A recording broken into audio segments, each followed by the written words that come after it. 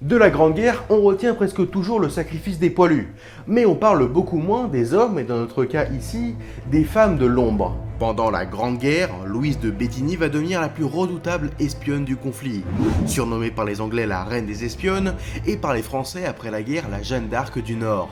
Même si son nom reste peu connu, cette espionne française au service des Anglais va devenir l'une des figures de la Première Guerre mondiale. En organisant un réseau d'espionnage depuis Lille, elle va mettre à mal l'armée allemande, en prenant tous les risques pour faire parvenir de précieux renseignements aux Anglais. Mais qui était cette femme aux multiples visages? Cette jeune fille bourgeoise devenue infirmière sur le front, puis sans doute l'espionne la plus efficace du conflit.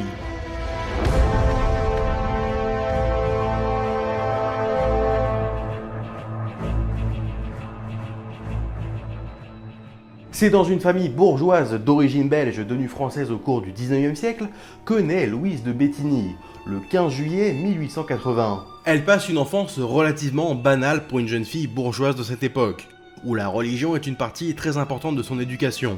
Et après ça, elle fait ses études dans un pensionnat religieux en France puis en Angleterre. Là-bas, elle y apprend l'anglais, l'italien, un peu le russe, le tchèque, l'espagnol et surtout l'allemand. Ce qui, vous vous imaginez bien, lui sera d'une grande utilité plus tard. Elle travaille ensuite pendant plusieurs années en tant que préceptrice auprès de riches familles de toute l'Europe.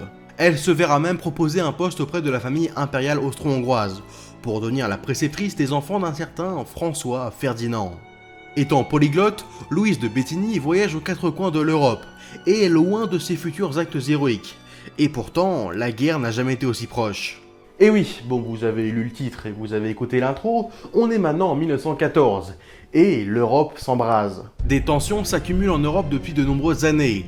La France souhaite récupérer l'Alsace-Moselle, occupée par l'Empire allemand après la défaite de 1870, l'Empire austro-hongrois souhaite s'étendre pour récupérer la Serbie, et enfin, l'Allemagne, de son côté, jalouse les autres grandes puissances européennes comme la France et l'Angleterre du fait de son manque de colonies. Tous ces éléments mis bout à bout, avec en plus de ça un jeu des alliances qui divise l'Europe en deux, avec d'un côté la triple alliance, l'Allemagne, l'Autriche-Hongrie et l'Italie, et de l'autre la triple entente, avec la France, l'Angleterre et la Russie.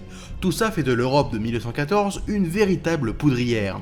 Et l'événement qui va mettre le feu aux poudres se déroule à Sarajevo le 28 juin 1914, où l'héritier du trône d'Autriche-Hongrie, François Ferdinand et sa femme, sont assassinés par Gavrilo Princip, un nationaliste bosniaque. Suite à ça, l'Autriche-Hongrie en profite pour déclarer la guerre à la Serbie le 28 juillet, et par un jeu des alliances, tout va s'accélérer. En représailles, la Russie masse ses troupes à la frontière austro-hongroise, et l'Allemagne, l'allié de l'Autriche-Hongrie, est pris de court, et décide de prendre les devants et déclare la guerre à la Russie le 1er août. Et se sentant aussi menacée par la France, qui vient de déclencher la mobilisation générale le 2 août, elle décide de lui déclarer la guerre le 3 août. En à peine quelques jours, les grandes puissances européennes et bientôt le monde entier plongent dans la Première Guerre mondiale.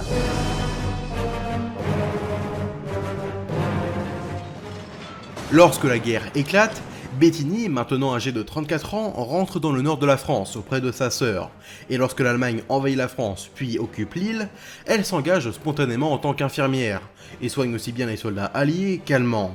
Occupé, le nord de la France est coupé du reste du pays, et les services de renseignement recherchent quelqu'un capable de faire passer des lettres, ce que Louise accepte de faire, et dès le début de la guerre, elle aide à faire passer des informations sur l'ennemi et l'état-major français. Assez vite, Louise est repérée par les services de renseignement français qui lui proposent de travailler pour eux. Puis ce sont les Anglais qui l'approchent et qui réussissent à la convaincre. Comment? Eh bien, ils lui expliquent que des personnes dans la région qui parlent à la fois le français et l'allemand, il y en a pas mal. Mais des gens qui parlent à la fois français, allemand et anglais, là, il y en a beaucoup moins. Et puis bon, faut aussi reconnaître que les renseignements français, au début de la guerre, c'est pas vraiment ça. Leurs pratiques n'ont pas changé depuis Napoléon III et la guerre de 1870, et il faudra attendre la fin de la Première Guerre mondiale avant que les Français ne rattrapent leur retard sur les Anglais. Louise de Béthigny devient alors agent du SIS, le Secret Intelligence Service, que vous connaissez surtout aujourd'hui sous l'abréviation de MI6. Si, c'est là où travaille James Bond. C'est à ce moment qu'elle entre en résistance, en septembre 1914, sans que l'on sache vraiment ses motivations. Par patriotisme, par conviction politique, par goût du risque, on n'en sait rien. Quoi qu'il en soit, elle est envoyée à Folkestone en Angleterre, le centre du SIS, où elle reçoit en quelques jours seulement une formation rudimentaire à l'art de l'espionnage, avant d'être renvoyée sur le continent. Et si on a souvent l'image de la Première Guerre mondiale comme étant une sanglante guerre de tranchées, ce qui est évidemment vrai, la guerre se déroule aussi à l'arrière, dans l'ombre, via de nombreux réseaux clandestins qui servent au renseignement. Quand on parle d'espionnage, on pense surtout à la guerre froide, la CIA, le KGB, etc. Mais en fait, l'histoire des renseignements est beaucoup plus ancienne. Et en fait, le fait de vouloir espionner son voisin, ça a toujours un peu existé. Et la Première Guerre mondiale ne déroge pas à la règle. Et le renseignement va s'avérer être un outil très important pendant toute la durée du conflit. C'est dès février 1915 que Louise de Béthigny prend la tête du réseau Rumble, son premier réseau d'espionnage, sous le faux nom d'Alice Dubois.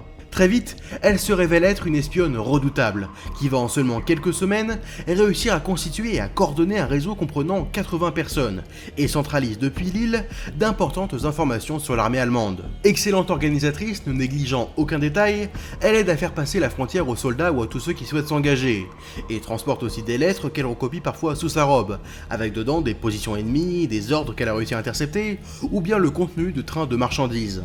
Toutes ces informations, elle les emmène avec elle, et prend d'énormes risques en traversant à pied ou à vélo, de jour comme de nuit, le nord de la France, puis la Belgique occupée, en traversant les champs, les forêts, les rivières, avant d'enfin arriver aux Pays-Bas, pays neutre dans le conflit, où toutes ces informations sont remises à l'état-major britannique. Pour passer inaperçue et échapper à la redoutable police militaire allemande qui traque sans relâche les espions alliés, elle se déguise et change régulièrement d'identité. Elle se fait passer un jour pour une institutrice, le lendemain pour une couturière, et le surlendemain une vendeuse de fromage.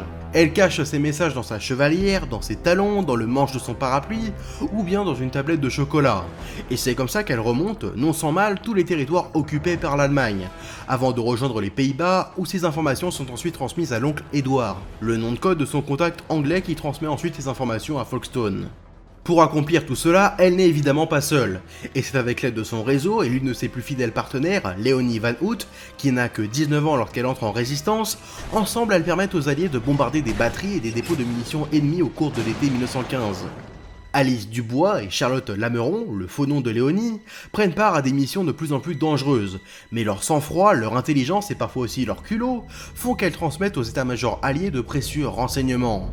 Et leur plus grand coup d'éclat est sans doute lorsqu'elles apprennent aux Anglais la visite surprise du Kaiser Guillaume II sur le front. Des avions britanniques sont alors chargés de bombarder le train du Kaiser à la position indiquée par Béthigny, mais malgré des renseignements exacts, les pilotes ratent leur cible. Mais plus le temps passe, plus le risque augmente pour ces espionnes, et des risques elles en prennent beaucoup, même un peu trop.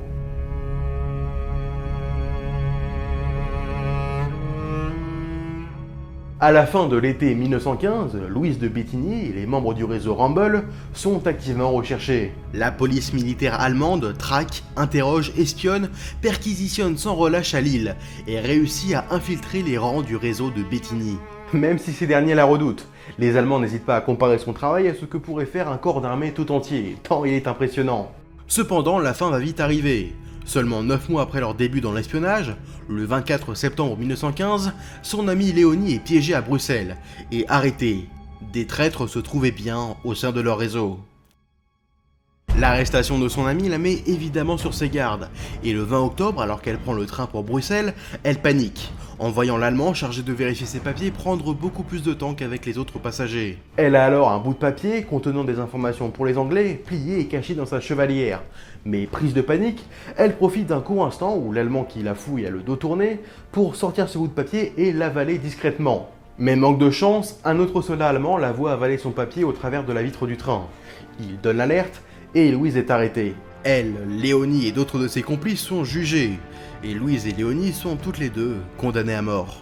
Leur peine est finalement commuée en travaux forcés à perpétuité pour Louise de Béthigny et en 15 ans de prison pour Léonie Van Hout. D'ailleurs à noter que l'on soupçonne Léonie, arrêtée un mois plus tôt, d'avoir trahi Louise, car les Allemands menaçaient sa famille. En fait, on sait pas trop, il y a encore beaucoup de zones d'ombre sur l'arrestation de Béthigny. Toutes deux incarcérées dans la sinistre forteresse de Siegburg en Allemagne, Louise mènera jusqu'au bout son combat. Là-bas, elle vit un véritable calvaire. Elle subit le froid, la faim, et elle est régulièrement battue, car elle refuse de travailler pour fabriquer des munitions à destination de l'armée allemande. Bon, elle va clairement faire chier les Allemands jusqu'au bout. Rébellion, sabotage, révolte, et avec son talent de meneuse, elle parvient à convaincre d'autres prisonnières de se joindre à elle. Bref, les Allemands n'en peuvent plus. Si bien qu'après 3 ans de bagne à subir les horreurs de Siegburg, elle est finalement mise à l'isolement à l'automne 1918, après d'autres actes de rébellion. Elle vit dans un cachot froid et humide, ce qui lui fait contracter une pleurésie, une inflammation de la membrane qui recouvre les poumons. Son état se dégrade rapidement, mais le directeur de la forteresse s'oppose catégoriquement à ce qu'elle accède aux soins. Elle est finalement autorisée à quitter la forteresse pour rejoindre un hôpital à Cologne, mais il est déjà trop tard. Elle meurt sur son lit d'hôpital le 27 septembre 1918, à l'âge de 38 ans, moins de 2 mois avant l'armistice. Les Allemands quitteront le nord de la France qu'ils occupaient depuis 1914, en appliquant une politique de la terre brûlée, ne laissant derrière eux qu'un paysage de désolation. Et ils prendront soin de laisser un message aux Lillois. Sur l'hôtel de ville, à moitié en ruine, les Allemands y accrocheront une pancarte avec pour message « Nicht ärgern, nur wundern » Ne vous fâchez pas, étonnez-vous seulement. En 1920, son corps est rapatrié en France, et une cérémonie a lieu durant laquelle on lui remet à titre posthume la Légion d'honneur, la Croix de guerre, la Military Medal, et elle est faite officier de l'ordre de l'Empire britannique. Et sa famille recevra une lettre signée par le roi d'Angleterre George V, la remerciant pour son sacrifice. Et grâce justement à son sacrifice et ses renseignements, on estime que ses actions auront permis de sauver 1 millier de soldats britanniques.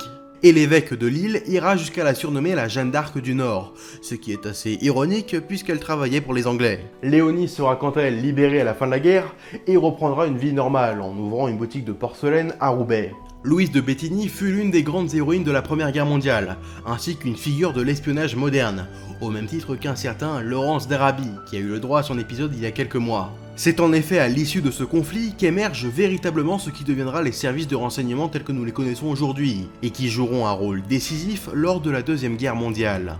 Mais ça on en parlera dans un autre épisode. Et si jusque-là votre image du rôle des femmes pendant la Grande Guerre se limitait aux munitionnettes, ces femmes qui travaillaient dans les usines d'armement, vous venez de voir qu'elles ont en fait servi presque partout. Louise de Bettigny représente, et pas seulement parce que c'est une femme, un aspect méconnu de la Grande Guerre.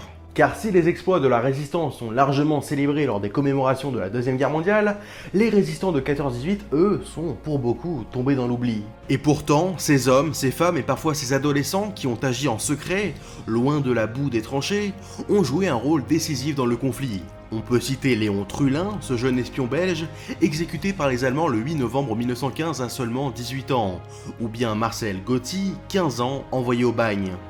Louise de Bettigny, juste avant son arrestation, dans l'une de ses dernières lettres envoyées en Angleterre, elle mettait en garde l'état-major contre une prochaine offensive allemande. Une offensive prévue pour février 1916, à Verdun. Sauf qu'on a alors pensé que cette information était erronée. Dommage, vu que ça aurait pu éviter potentiellement l'une des batailles les plus meurtrières du conflit. Merci d'avoir regardé cet épisode, pensez au like, au commentaire, à vous abonner, c'est super important pour me soutenir. Allez jeter un coup d'œil sur mon Twitter ou mon Instagram, Utip pour me soutenir. Et quant à moi, je vous donne rendez-vous dans de prochains épisodes.